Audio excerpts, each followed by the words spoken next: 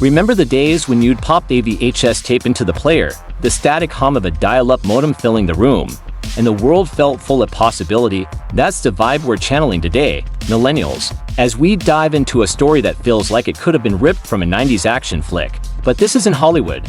It's Burkina Faso, a landlocked West African nation where a 37-year-old revolutionary, Captain Ibrahim Traore, is shaking things up. He's not just a president, he's a symbol of rebellion, a throwback to the days when we cheered for underdogs like Neo in The Matrix. So, grab your Tamagotchi, crank up some Outcast, and let's unpack what's happening in Burkina Faso right now. This is a story of coups, courage, and a country fighting for its future. To understand Traore, we need to rewind the tape to Burkina Faso's past. Picture this. It's the 1960s, and the world is buzzing with independence movements. Burkina Faso, then called up Revolta, breaks free from French colonial rule in 1960. But freedom doesn't mean prosperity. The country's stuck in a cycle of poverty, coups, and foreign influence. Fast forward to the 1980s, and enter Thomas Sankara, a charismatic leader who renamed the country Burkina Faso, meaning land of a pride people. Sankara was like the Che Guevara of Africa, pushing for self-reliance, women's rights, and anti-imperialism.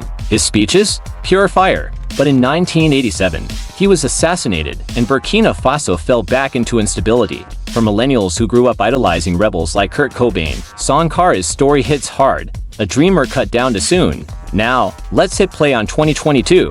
Burkina Faso is in chaos. A jihadist insurgency is tearing through the Sahel, killing thousands and displacing millions. The government's failing, and the people are fed up. Enter Ibrahim Traore, a young military captain who's had enough. In September 2022, he leads a coup, ousting the previous military leader, Paul-Henri Damiba. Picture this like a scene from Fight Club, a bold, chaotic move to tear down a broken system. Traore, at just 34, becomes the world's youngest leader. He's not your typical politician. No suit, no tie, just fatigues and a beret, channeling Sankara's revolutionary spirit. His message? Kick out foreign powers, take back resources, and rebuild Burkina Faso for its people. Millennials, this is the kind of hustle we admire, someone betting it all on a vision.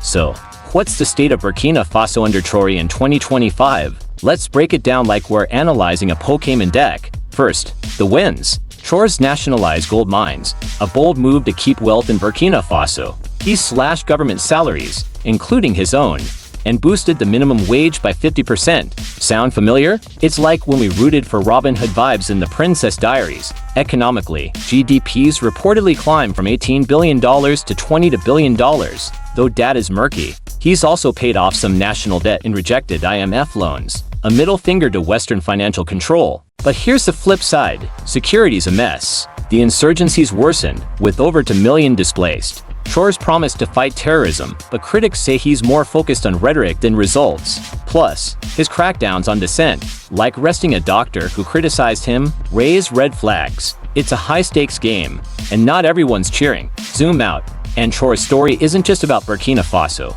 It's a global flex. He's kicked out French troops, ended military ties with the US, and cozied up to Russia. Think of it like switching from AOL to MySpace. Bold, but risky. At the 2023 Russia-Africa Summit, Traore called out imperialists, earning cheers from African youth and diaspora. In London, Jamaica, and Nairobi, protesters waved his name like a flag. For millennials who grew up questioning authority, this feels like the 2000s anti-establishment vibe of Rage Against the Machine.